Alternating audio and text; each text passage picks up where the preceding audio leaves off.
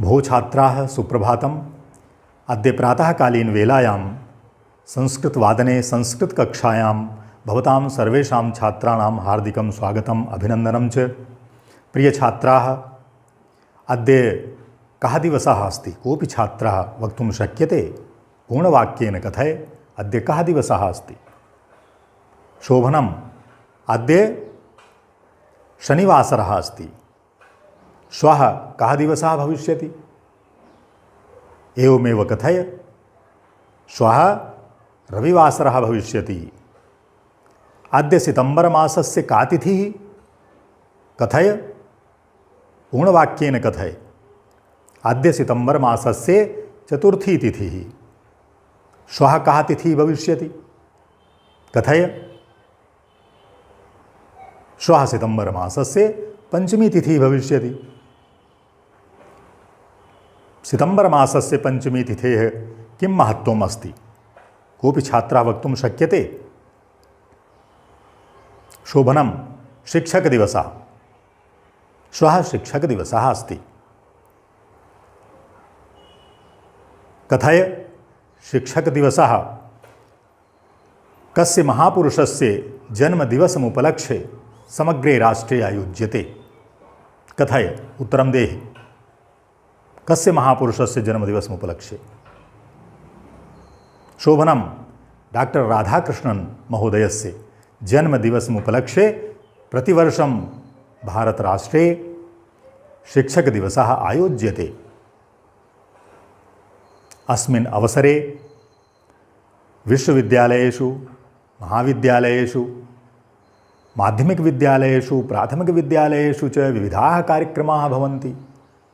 गुरुशिष्याणां गाथा भवति। शिक्षकाः छात्राः गुरुशिष्याणां गाथा श्रावयन्ति। अतः अस्मिन् अवसरे डॉक्टर राधाकृष्णन् महोदयस्य कृते भूरिशः श्रद्धाञ्जलिः, कोटिशः प्रणमनं च। प्रिय छात्राः, सर्वप्रथमम् अद्य डॉक्टर राधाकृष्णस्य महोदयस्य जीवनपरिचय सम्बन्धे चर्चां करिष्यामि। ततः परं भारतीयसंस्कृतेः महनीयशिष्यः एकः आसीत्, यस्य नाम अस्ति कौत्सः। तस्य विषये महाकविकालिदासस्य रघुवंश काव्य आधृत्य चर्चां करिष्यामि। गौरवगाथां तस्य कथयिष्यामि। परन्तु साम्प्रतं प्रथमं डॉक्टर राधाकृष्णन् महोदयस्य विषये चर्चां करिष्यामि। कथय, डॉक्टर राधाकृष्णन् महोदयः कथं प्रसिद्धः?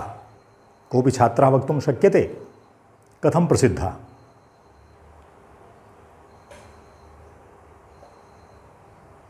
आम, शोभनं, राष्ट्रपतिः, द्वितीयराष्ट्रपतिः आसीत्।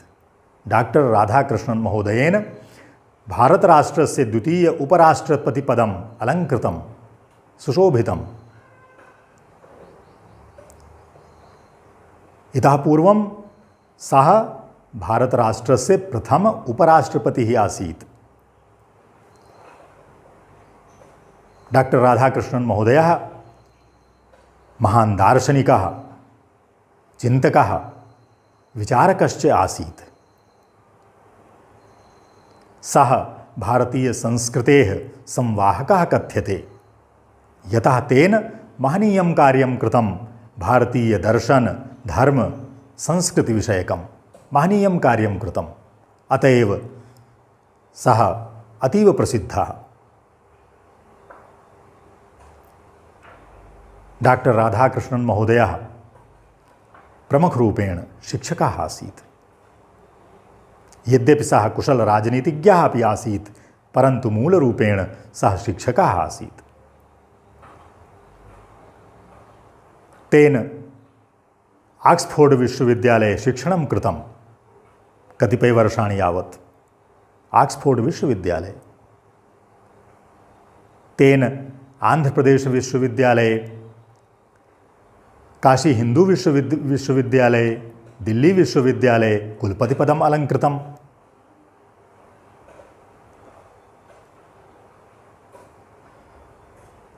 सः तमिलनाडुराज्ये 1888 ईस्वीये वर्षे सितंबर मासस्य 5 तारिकायां जन्म लभत।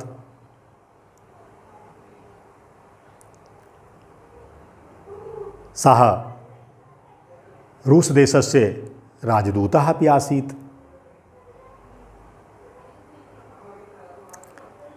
तस्य बहवः कृतयः सन्ति। रचनाक्षेत्रे तेन बहुकार्याणि कृतं। प्रमुखाः रचनाः सन्ति तस्य महोदयस्य इंडियन फिलोसफी डॉक्टर राधाकृष्णन महोदयस्य प्रमुखा रचना अस्ति, प्रमुखकृतिः अस्ति। The Hindu view of life द्वितीया महत्वपूर्णा रचना अस्ति। The religion and society, the Bhagavad Gita, the principal of Upanishad, the Brahma Sutra, एते प्रमुखाः रचनाः सन्ति। सर्वे भारतीय धर्म दर्शन संस्कृति विषयिकी रचनाः सन्ति। महनीयं योगदानं तस्य भारतीय धर्म दर्शन संस्कृति विषये महनीयं योगदानम्, अतुलनीयं। सदा सर्वदा भारतधरा तस्य ऋणी भविष्यति। सर्वे जनाः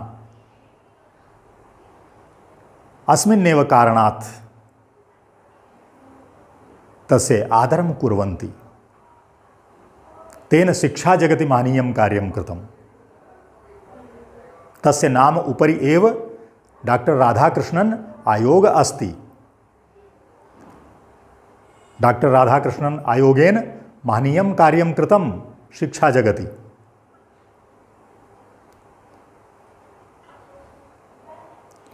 अतः एक बार पुनः तेषां प्रति हार्दिक श्रद्धांजलिः प्रणमनं च। साम्प्रतं यथा मया पूर्वम् एव उक्तं यत् महाकवि कालिदासस्य रघुवंश महाकाव्याम् आधृत्य भारतीय संस्कृतेः महनीय शिष्यः कौत्सस्य विषये किञ्चित् कथयामि, तस्य गौरवगाथां कथयिष्यामि। अद्य शिष्यगुरूणाम् एव दिवसः, अतः प्रथमम् एकं पद्यम् इतः परं हिंदी भाषायां कथयिष्यामि, येन सर्वे छात्राः सम्यक् रूपेण अवगच्छन्तु। प्रिय छात्रों, आपका एक बार पुनः स्वागत और अभिनंदन। आज महत्वपूर्ण दिवस है शिक्षक दिवस का, आप लोगों को मैंने बताया। तो सबसे पहले मैं स्मरण करूंगा कुछ गुरुओं का और शिष्यों का। सत्य से था सेवा को रिझाया, सत्य काम ने भी और राम ने भी गुरु को प्रमोद पहुंचाया है। सत्य को था सेवा से रिझाया, सत्य काम ने भी और राम ने भी गुरु को प्रमोद पहुंचाया है। और कोत्स ने उतंक ने अनेक रावरंक ने भी और गुरु चरणों में प्रेम परम बढ़ाया है। और विधि हरि हर की उपाधि जिनको है मिली और जीव में जिन्होंने ज्ञान ज्योति को जगाया है। विधि हरि हर की उपाधि जिनको है मिली और जीव में जिन्होंने ज्ञान ज्योति को जगाया है। और उन गुरुदेव को प्रणाम है हमारा नित्य, उन गुरुदेव को प्रणाम है हमारा नित्य। और जिनका सुयश श्रुतियों ने सदा गाया है, और जिनका सुयश श्रुतियों ने सदा गाया है। तो एक बार हम सभी गुरु शिष्यों के चरणों में प्रणाम करते हैं, जिन्होंने इस भारतीय संस्कृति को निर्मित करने में महनीय योगदान दिया, जिन्होंने शिक्षा के क्षेत्र में बहुत बड़े बड़े कार्य किए। हम उनसे कुछ प्रेरणा लें और हम भी कुछ ऐसा कर जाएं ताकि इतिहास में भी हमारा नाम उन्हीं की तरह दर्ज हो जाए। गुरु और शिष्य अगर चाहें तो क्या नहीं कर सकते हैं, सब कुछ कर सकते हैं, क्योंकि गुरु ही शिष्य हैं जो इस देश का निर्माण करते हैं, किसी राष्ट्र का निर्माण करते हैं। गुरु ही शिष्य हैं जो दुनिया का निर्माण करते हैं। गुरु और शिष्य ही हैं जो आसमान में भी झंडे बुलंद कर रहे हैं आज भी। तो ऐसे गुरु शिष्यों को हमारी ओर से बहुत बहुत स्वागत, अभिनंदन, प्रणाम। आज भी जो ऐसा कर रहे हैं वो नमन योग्य हैं। तो आज हमें इस अवसर पर ऐसे महनीय गुरु और शिष्यों से प्रेरणा लेनी है। कौन नहीं जानता है गुरु चाणक्य का नाम, कौन नहीं जानता है शिष्य चंद्रगुप्त मौर्य का नाम, जिन्होंने इतिहास ही बदल दिया। कौन नहीं जानता है एकलव्य का नाम, जिसने गुरु द्रोणाचार्य को ही भयभीत कर दिया। अपनी निष्ठा से, अपनी गुरु भक्ति से, अपनी एकाग्र निष्ठ गुरु भक्ति से, अध्ययन से उसके द्वारा किए गए कार्य को देखकर गुरु द्रोण इतना भयभीत हो गए कि उन्होंने उसका अंगूठा ही मांग लिया। ऐसे गुरुओं पर दया आती है। लेकिन एकलव्य ने जो कर दिया वो दुनिया में अमर हो गया, युगों युगों तक अमर रहेगा। जब तक गुरु शिष्यों की गाथाएं गाई जाएंगी तब तक एकलव्य का नाम जरूर आएगा। तो हम भी कुछ ऐसा कर जाएं ताकि इतिहास में नाम अमर हो जाए। एक ऐसा ही शिष्य था कौत्स। अभी इस पद्य में नाम भी आया था, कौत्स ने उतंक ने अनेक रावरंग ने भी गुरु चरणों में प्रेम परम बढ़ाया है। एक आदर्श शिष्य था कौत्स, जिसके बारे में हम कम जानते हैं, लेकिन रघुवंश महाकाव्य में महाकवि कालिदास ने उसका बड़ा सुंदर वर्णन किया है। उसके आधार पर हम उसकी गौरव गाथा को आप तक पहुंचाएंगे। कौत्स एक गरीब परिवार का शिष्य था, बालक था, जो महर्षि वर्तंतु के आश्रम में रहकर विद्याध्ययन करता था। आप अगर भारतीय शिक्षा के इतिहास का अध्ययन करें तो हमारा जो प्राचीन भारतीय शिक्षा का इतिहास है उसमें गुरुकुल परंपरा थी। गुरु के सानिध्य में रहकर शिष्य को विद्याध्ययन करना होता था, आज की तरह नहीं। वहीं रहकर सेवा भाव से, गुरु भक्ति से विद्याध्ययन करना होता था। जब विद्याएं पूर्ण हो जाती थीं तभी वो घर को वापस लौटता था। तो ऐसा ही गरीब परिवार का एक शिष्य कौत्स महर्षि वर्तंतु के ऋषि के आश्रम में विद्याध्ययन करता था। एकाग्रचित्त होकर निष्ठा भाव से जब उसने अपनी सारी विद्याएं पूर्ण कर लीं तो ऋषि वर्तंतु ने कहा, अरे शिष्य कौत्स, अब तुम स्नातक हो गए हो, तुम्हें स्नातक की उपाधि प्राप्त हो गई है, अब तुम अपने घर को जा सकते हो। अब जाओ और समाज की सेवा करो, देश की सेवा करो। तुमने इतने वर्षों तक रहकर, 14 वर्षों तक रहकर हमारे पास विद्याध्ययन किया है, मैं तुम पर बहुत प्रसन्न हूँ। जाओ, मैं तुम्हें आज्ञा देता हूँ। लेकिन कौत्स बहुत ही विनम्र था, संकोची स्वभाव का था। उसमें गुरुदक्षिणा की प्रथा थी, इसलिए कौत्स ने कहा, गुरुवर, आपको कुछ गुरुदक्षिणा देनी होगी, आप आदेश करें, मैं वो गुरुदक्षिणा आपको प्रस्तुत कर दूं, उसके बाद मैं घर की ओर प्रस्थान करूं।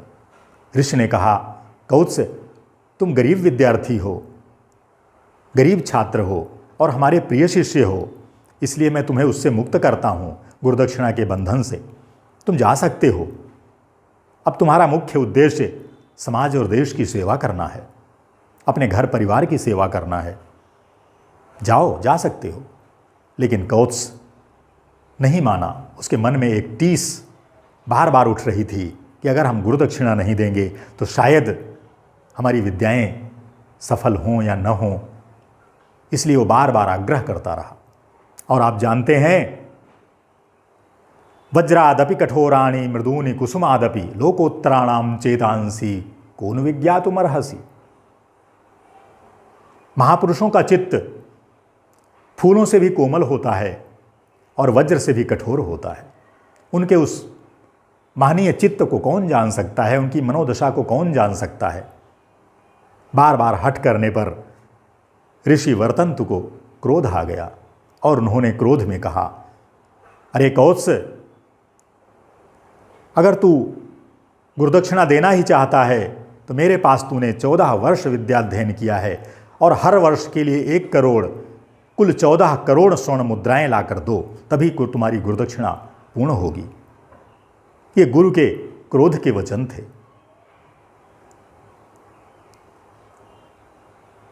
कौत्स भयभीत हो गया, बिना कुछ कहे उनकी अनुमति लेकर घर की ओर प्रस्थान किया। मार्ग में सोचने लगा, 14 करोड़ स्वर्ण मुद्राएं मेरे लिए तो अलभ्य हैं, मैं कहाँ से प्राप्त करूँगा इनको और कैसे गुरुदक्षिणा देकर के गुरु को संतुष्ट करूँगा। अब तो गुरु आज्ञा हुई है, मुझे देना ही है। यही विचार करता हुआ जा रहा था, कोई उपाय नज़र नहीं आ रहा था। लेकिन तभी उसके मन में विचार आया कि इतनी स्वर्ण मुद्राएं तो और कहीं से प्राप्त नहीं हो सकती, केवल राज दरबार में ही प्राप्त हो सकती हैं, राजा के यहाँ ही प्राप्त हो सकती हैं। इसलिए मुझे राजा के यहाँ जाना चाहिए। और उस समय इक्ष्वाकु वंशीय महाराज रघु का शासन था। महाराज रघु एक प्रतापी प्रजापालक शासक थे। उनकी ओर, उनके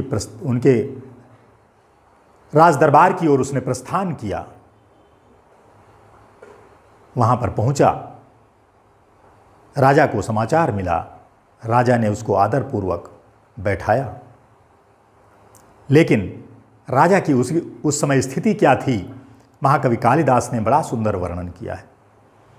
तमध्वरे विश्वजिति क्षितिशम और निःशेष विश्राणित कोश जातम। तमध्वरे विश्वजिति क्षितिशम और निःशेष विश्राणित कोश जातम। उपात्त विद्यो गुरुदक्षिणार्थी कौत्सः प्रपेदे वरतन्तु शिष्यः। वो ऋषि वर्तंतु का शिष्य कौत्स किस समय पर महाराज रघु के पास पहुंचा, जिस समय महाराज रघु ने अभी अभी हाल में विश्वजित नामक यज्ञ किया था।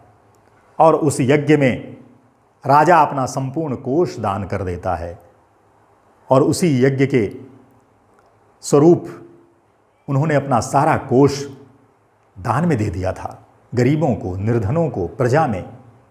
संपूर्ण कोष खाली था उनके पास। ऐसे समय पर वो कौत्स उनके दरबार में पहुंचा। जब कोई आता है सबसे पहले उसका स्वागत किया जाता है। राजा स्वागत के लिए अर्घ लेकर पहुंचे।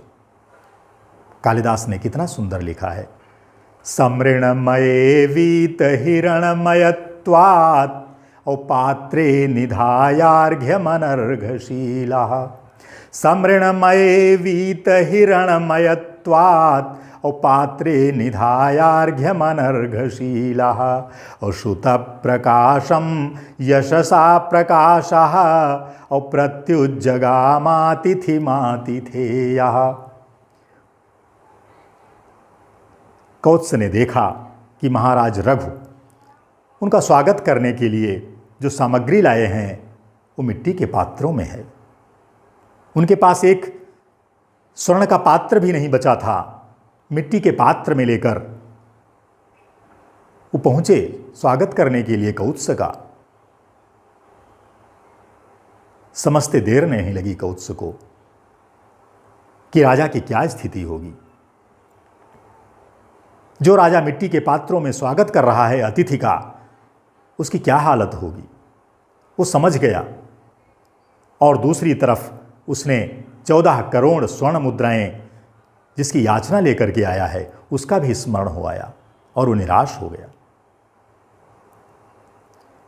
तमर्चयित्वा विधिवत विधिज्ञस्तपोधनं मानधनाग्रयायी और विशाम्पतिर्विष्टरभाजमारात् कृतांजलि कृत्य विदित्युवाच।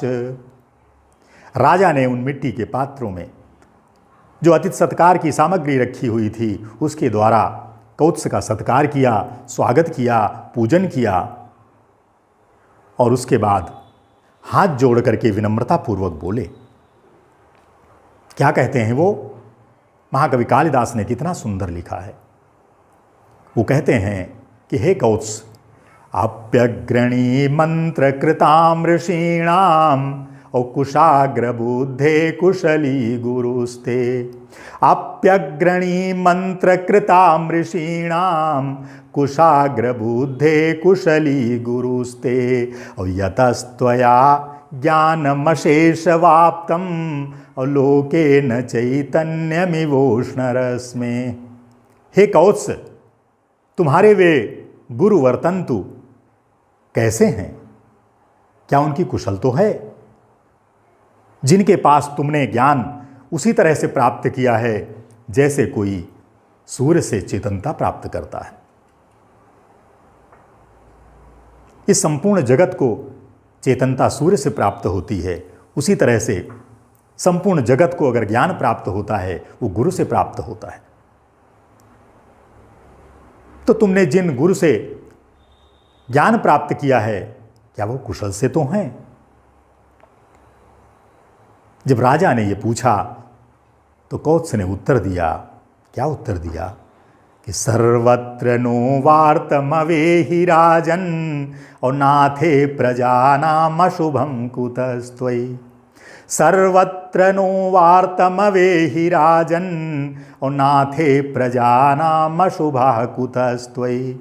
और सूर्ये तपत्याय वरुणाय दृष्टे और कल्पेत लोकस्य कथम तमिस्रा। हे राजन, सब प्रकार से कुशल है।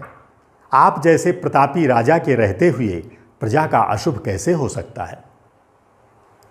जब राजा प्रजापालक हो, प्रतापी हो, धनुर्धर हो, विद्वान हो, तो फिर उस के राज्य में कहीं से अकुशल की संभावना नहीं रहती।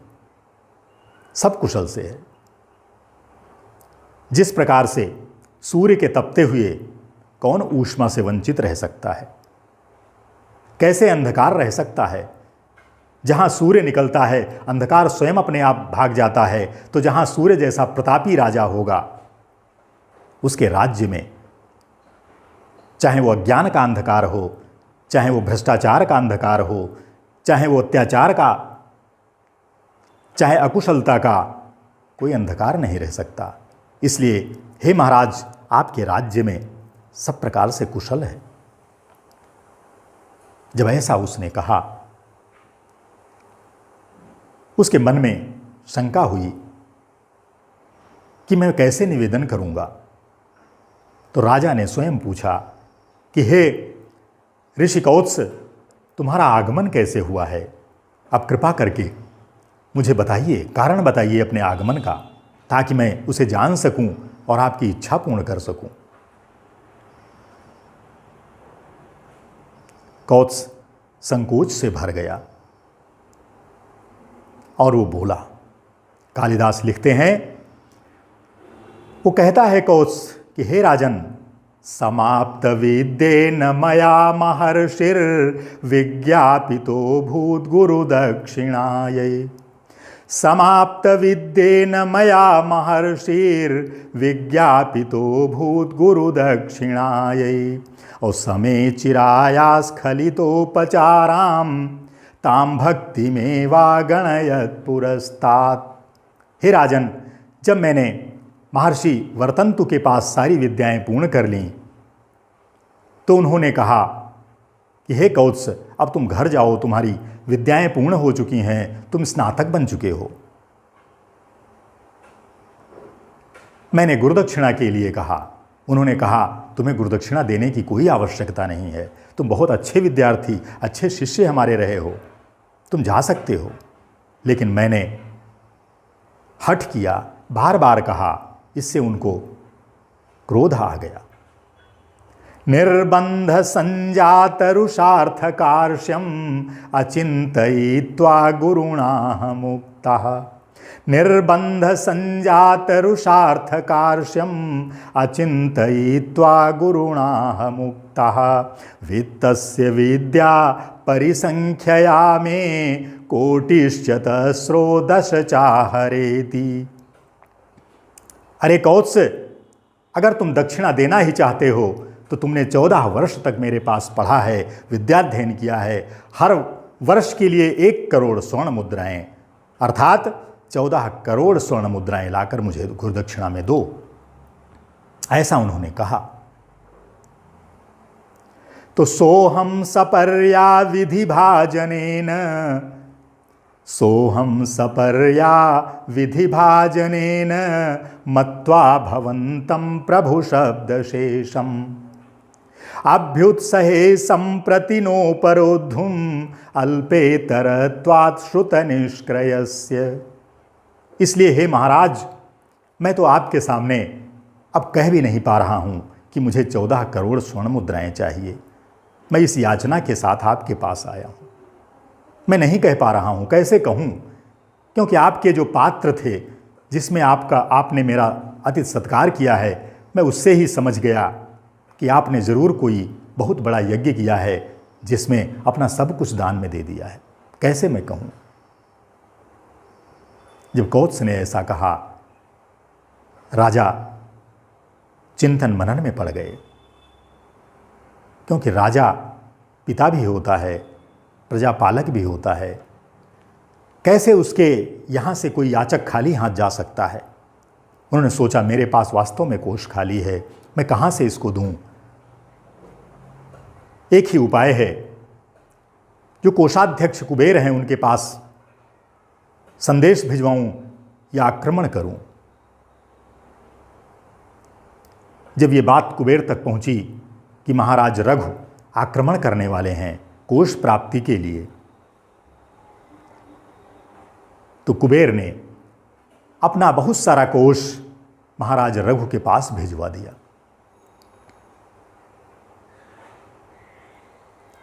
महाकवि कालिदास लिखते हैं कि गुरुवर्थमर्थी श्रुत पारदृश्वा रघो सकाशादनवाप्य कामम गतो वदान्यांतरमित्ययं मे मा भूत परिवादनवावतारः।